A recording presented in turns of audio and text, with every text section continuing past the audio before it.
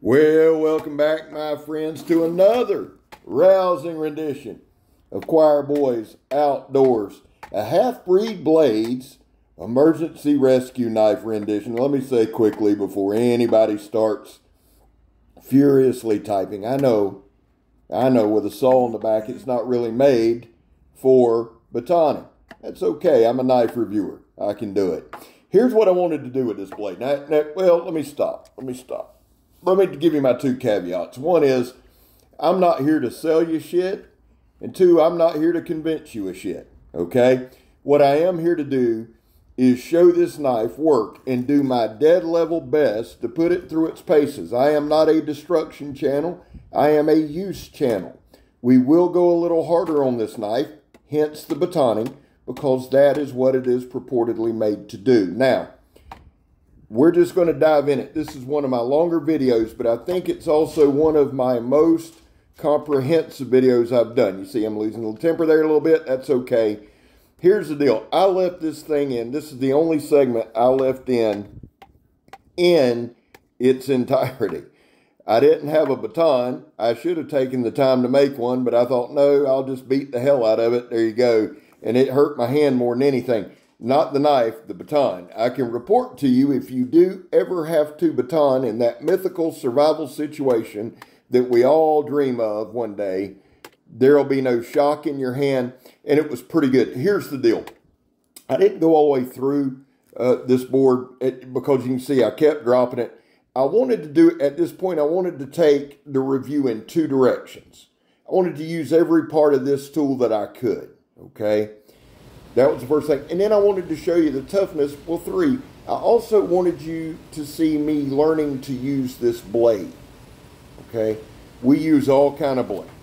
All kind. Now, in all fairness, you do need to know that this, along with a few other blades, was sent to me for review by Half-Breed Blades. They reached out at the beginning of the year and asked if I would like to review something. Having done 3, if not 4 of their knives already because of Kurt, my brother from another mother who got me into knives, he loves them. I said, hell yeah. And who wouldn't turn that down? But I want you to know, these were sent for review sample. I also want you to know, when I get them in like that, guys, I feel a real sense of responsibility to give you the best look that I can. Every knife reviewer on the planet is limited by one thing, and that is skill set. My goal is to build my skill set, but know that going in. All too often, we want to blame the tool for the failure when it's skill set. So as you watch this video, bear that in mind. Let me kind of delve into it. For those of you who are new, I do narrate all the way through. I am a talker. If that bothers you, I always recommend, man, just turn the volume down, watch the knife work. Now, the other thing that you should know about this knife is it's sharp as shit, but it's partially serrated, okay? I don't have partially serrated blades, so again, this is a learning experience. You see right there, it's slicey as shit, and those serrations are wicked. There's two sides to me. There's the reviewer and there's the purchaser. As a reviewer, I love the challenge of using this blade, okay? Let me throw that out. Let's jump into it. This is the Emergency Rescue Knife by Half-Breed Blades. It's in D2 steel. The Rockwell is between 59 and 60. We have an overall length of 10.23 inches. We have a blade length of 5.11 inches. Blade thickness is 1/4 inch, and it is every bit of a 1/4 inch. Well balanced, very well balanced, but it is a beast. The handle scales are G10. They do a very, very good job with their G10. I've been very impressed with that. Handle length is 4 13/16. That's from the top of the scales to the bottom of the pommel. I left this part in on purpose, cutting that 1-inch nylon rope. Again, learning process. Now, one thing you got to know about me, I'm going to finish the drill. This was the very first cut after the paper I made. Very first one. So it's a learning process. Now, right here, this is not a bushcraft tool. This, in my estimation, is a tool that you would use in the military, police, EMS, If you're an over-the-road trucker, if you drive a lot, this is a tool that I think will be great in your car. Actually, guys, I have another brand in my car.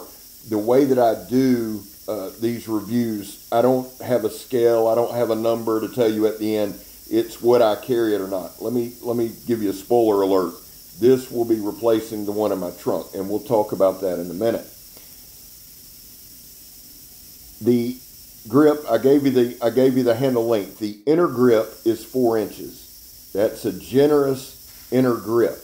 Very, very comfortable. Here we're cutting electrical cord or an electric cord. The handle thickness is 0.98. Now listen, guys, here's the weight. 13.47 ounces. That's just the knife. The sheath is another 4.23. So we round up there 18 or 19 ounces, something like that. Less than 20 for the whole thing to carry. We cut the first one with the blade, the second one with the serrations. We're going to try to mix it up. One thing I can tell you is this, and I'm going to try to use every part of the blade, okay? Like I said, this actually, if y'all want the truth, I worked on it here at the house. I worked on it some at work during lunch and break and after work. I put a lot of time and effort into this because I want this to be comprehensive, but I want you to get a look at everything, okay? I don't want you just to look at the really good, and I don't want you to just see the really bad. I want you to see everything. Now, I mentioned we're not a destruction channel, okay? I went a little heavier with this. I wasn't trying to test the toughness. I was using this knife if I was in a survival situation, if I was in a situation where I needed this tool to the level that I would have used it. If I'm in a stressful situation, guys, I'm not going to lose my mind and just go ape shit, I hope. And start trying to cut through cinder blocks and all that. What I'm going to try to do is use my tool to the best of my ability. So we're going to look at every piece. We're going to saw some. We're going to pry some. It is a chisel point. It is made for that. The blade finish is Teflon, okay? Here's the deal. My background is coatings. Blasting, powder coating, liquid coating, etc. This is a knife we're going to do a long-term review on. 2 reasons. One is to improve my skill set. 2 is I want to check the edge retention, and I want to take a look at that coating. I want to see how well they hold up. Comfort in hand.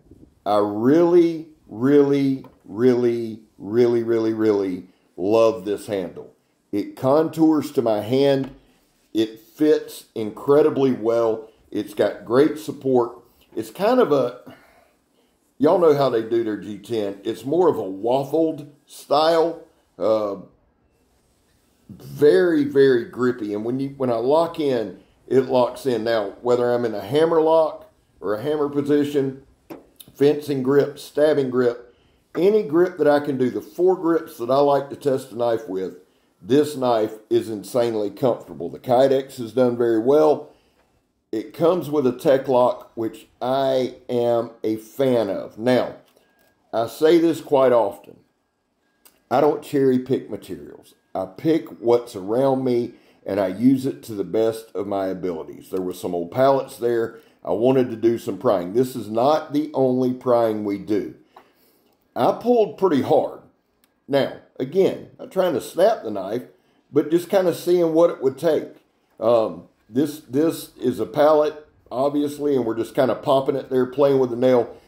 The thing with this particular segment is I was getting a feel for it, okay? I wanted to get the feel for how much we pull. I'm going to come back to the prying. In the second review, which will be a month or 2 down the road, maybe 2, we will definitely up the game on the prying. I did feel like I pulled pretty damn hard. I feel like it could support my weight if it needed to. And guys, on this one, I didn't take a lot of stuff out. If it took a minute to cut something, it took a minute to cut something. Remember, this is a multi-faceted tool. Now, I'm going to be quiet. I just want y'all to make your own opinion on this.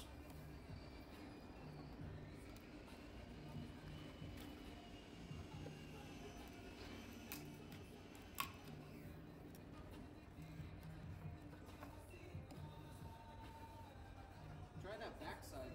There's a crack in the backside you can track.